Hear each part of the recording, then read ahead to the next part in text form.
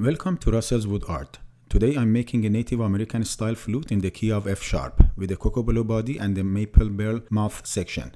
I'll walk you through all the steps from wood selection and boring to making the true sound hole and flue, and finally sanding and finishing.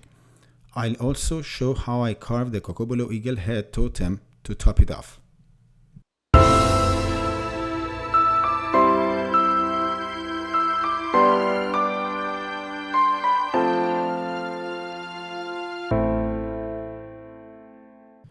I chose Cocobolo for its density, stability, and striking figure.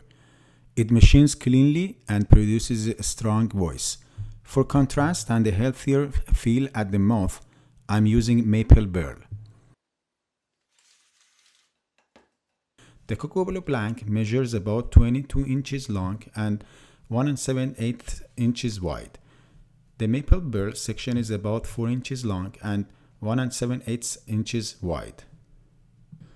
This flute is in F sharp with a 7/8 inch bore, a sweet spot for warmth and responsiveness. I sized the blank to leave solid wall thickness after turning, about a 1/4 inch or a bit more around the bore. I bored the flute using auger bits of different length. Before we continue, let's take a quick look at the anatomy and operation of a Native American flute. Here is a simple diagram of the flute. A plug inside the bore divides it into two sections, the slow air chamber and the sound chamber. Air enters the slow air chamber, strikes the plug, and then passes through an opening called the chimney into a thin channel or flue beneath the totem. From there, it exits at the upstream edge of a rectangular opening called the true sound hole or TSH. The air stream then crosses the TSH and splits on its downstream edge known as the labium. Just beyond the labium, a small ramp guides the air smoothly into the bore. Together, these few features shape the flute's voice, giving it its distinctive response and tone. I start by making the Cocobolo blank round using my roughing gauge.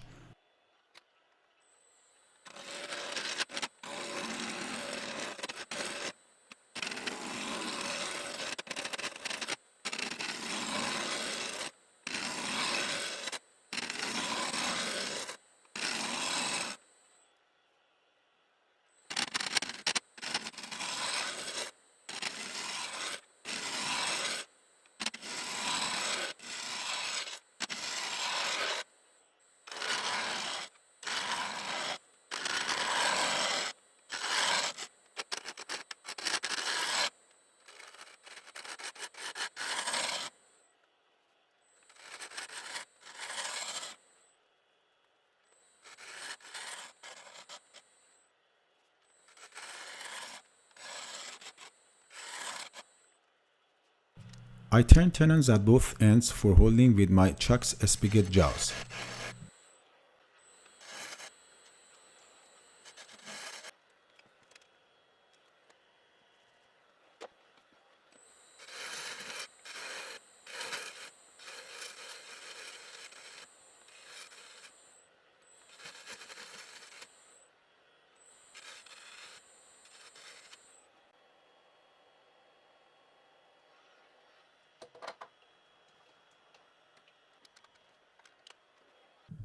Before boring, I secured the blank with a steady rest. I bored the body straight through with a 7/8 inch opening, starting with a 12 inch auger. Boring Cocobolo isn't easy. You have to work in very small steps, with sharp augers at a low speed, and clear the chips often to prevent heat and drift. I highly recommend wearing a mask and working in a well-ventilated space, since the wood can produce smoke. If it does, lower the speed right away. For this flute, I reduced the speed from 450 down to 280 RPM, backed out the auger every inch or two, and waxed the bit with paraffin each time to keep heat and drift under control.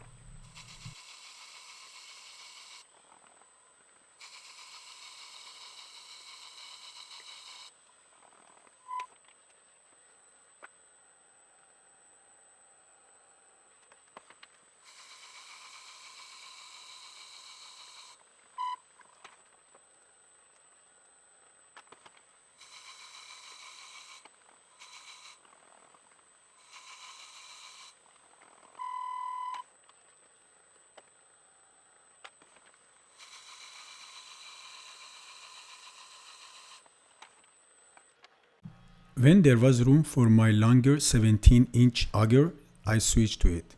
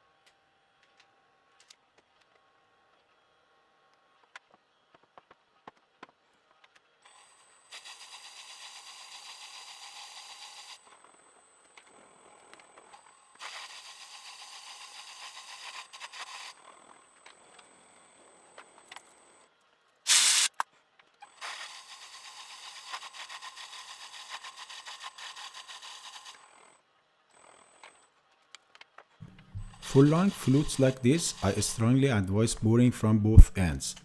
After boring about 13 inches from one side, I switched sides and finished from the other end.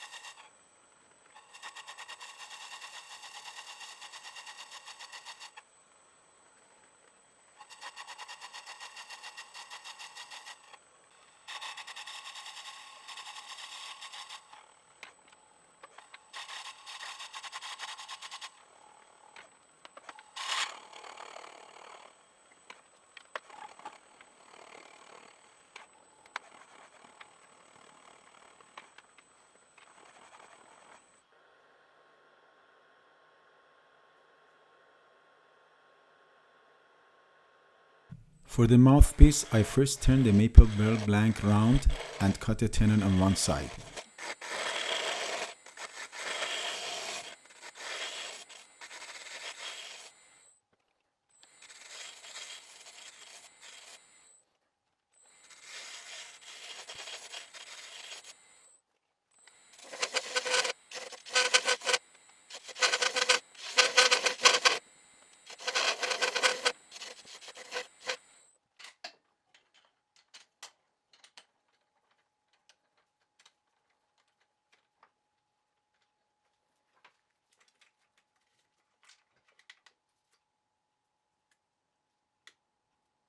Then I shaped a clean shoulder that mates precisely with the Cocobolo.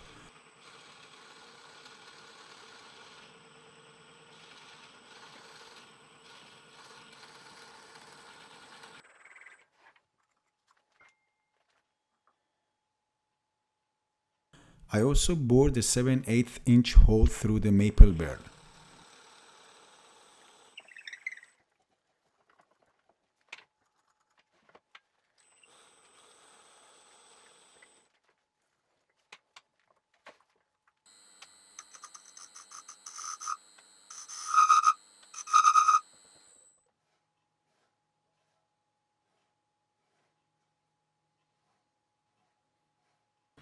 Next, I prepared the Cocobolo end of the joint to fit into the recess in the maple.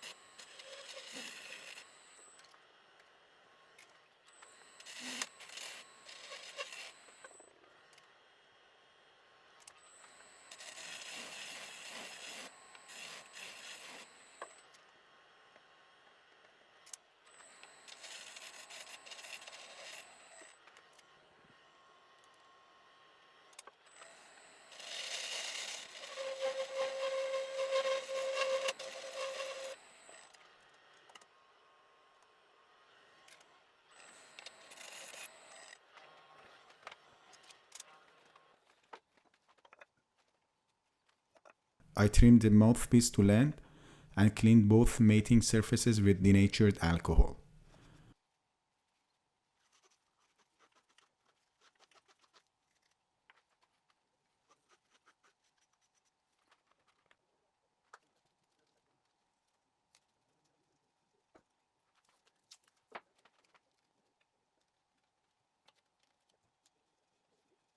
For the glue up, I used a slow cure epoxy, which provides a strong water-resistant bond and adheres well to oily woods like Cocobolo.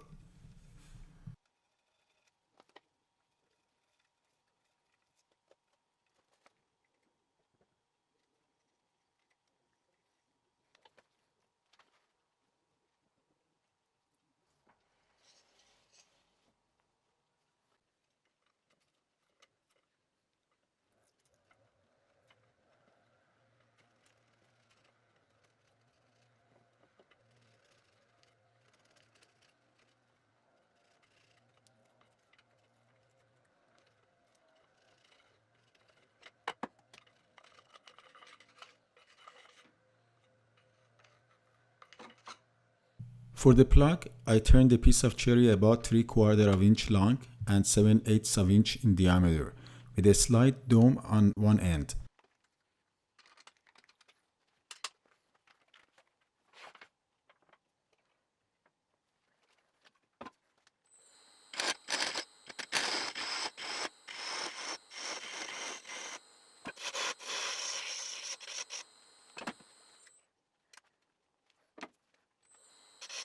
The plug serves as the barrier that forms the slow air chamber, separating it from the rest of the flute's bore.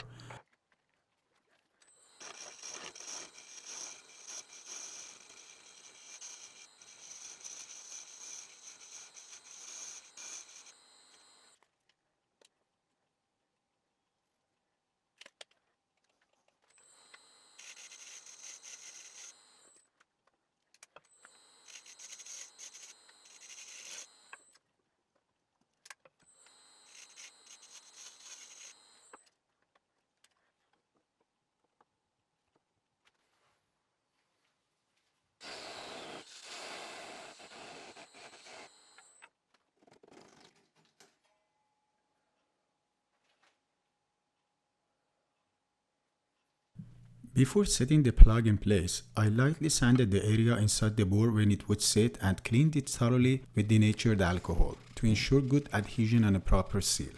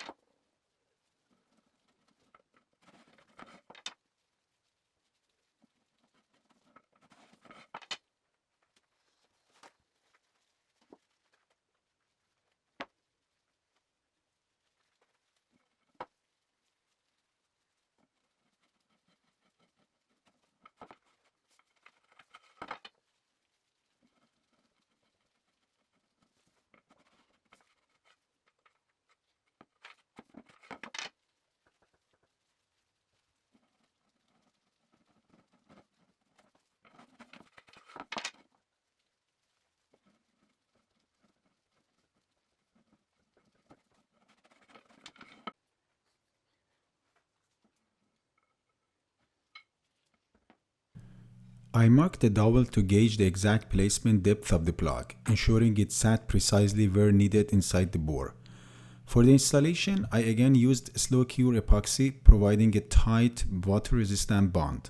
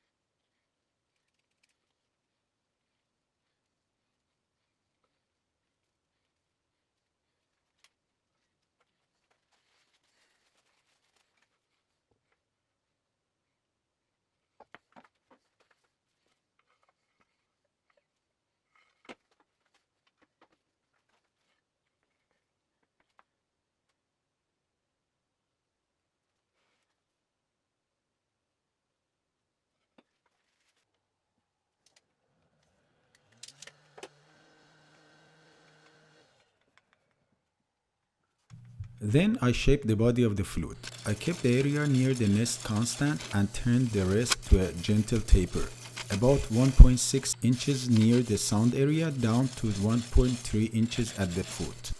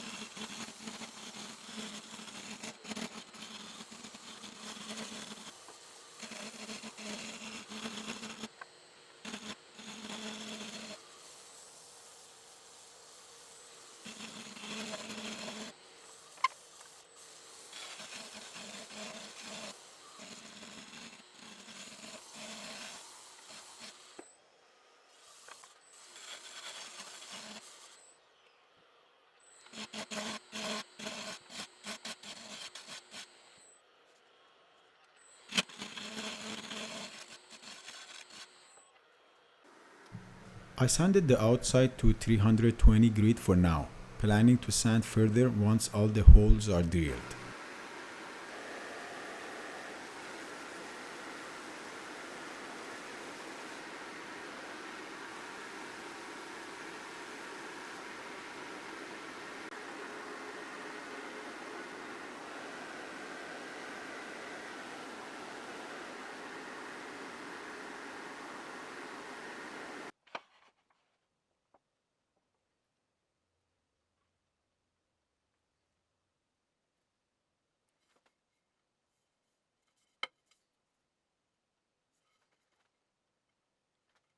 Since every hole must align with the nest, I drew a center line along the body while it was still on the lathe to guide placement.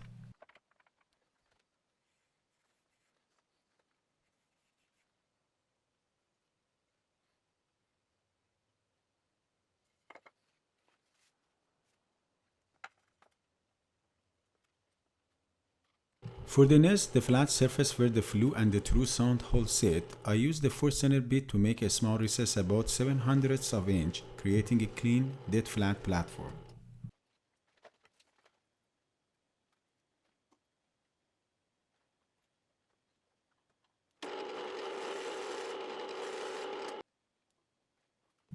I drew the layout for the true sound hole, then drilled the chimney at about 23 degrees toward the mouth end using a 1/4 inch bit. The chimney forms a passage from the top of the nest down to the back of the plug, connecting into the slow air chamber.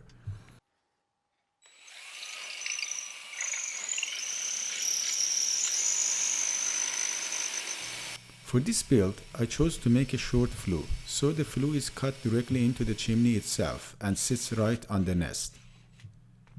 I carved the true sound hole using sharp knives and chisels, carefully following the layout I had marked on the nest, keeping the labium edge clean and crisp.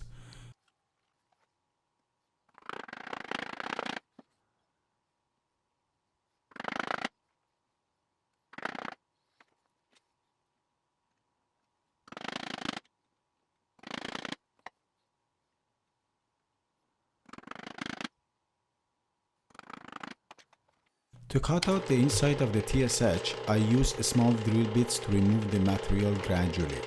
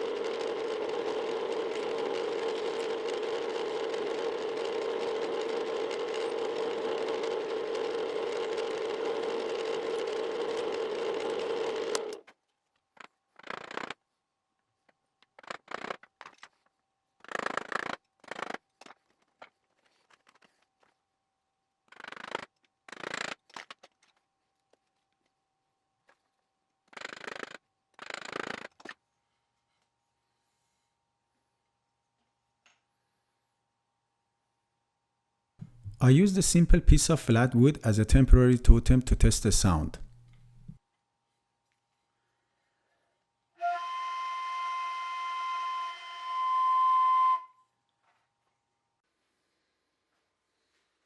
Thank you for watching this far. In the next part, I'll show you how I make the final touches on the nest and the true sound hole, tune the bass pitch and drill the finger holes, apply the finish and make an eagle head for the totem. Be sure to subscribe so you don't miss the next episode.